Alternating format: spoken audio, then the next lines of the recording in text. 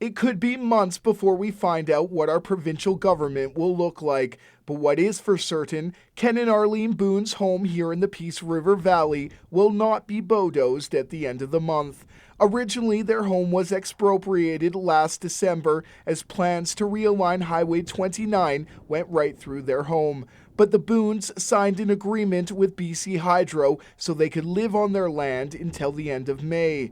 But with the uncertainty that followed the election, BC Hydro granted the couple a 1-month extension. Now the Boons have until the end of June before they are forced to move. But they are hopeful with a change in power, their time could be extended far into the future. Even if Site C were to continue, there is the issue of this road realignment, which virtually goes right through the middle of our house. The First Nations are challenging that, have not liked that alignment for years now. The government and BC Hydro has been ignoring that.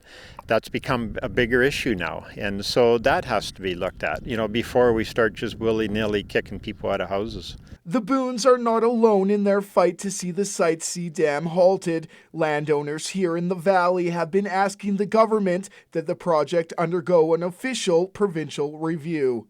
With the positions that the NDP and the Greens have taken, what we're hoping to see at the very least is a proper BC Utilities Commission review of this project, which is what so many of us have been calling for so many years and has just repeatedly been ignored by this government. And it's what this project needs. And then the facts should speak for themselves, and that should obviously influence the decision on what to do with this project then. Right now, BC Hydro is conducting individual farm mitigation plans for all the farmers impacted by Site C in the valley.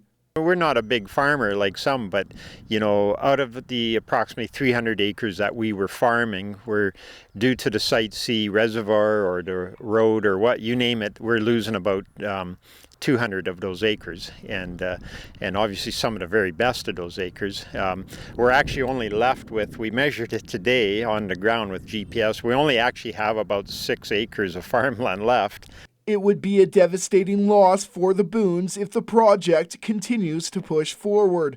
But they're hopeful the NDP and Green parties can find a way to work together and perhaps bring the mega project to a halt until a proper review is conducted. Brendan Miller, CJDC-TV News in the Peace River Valley.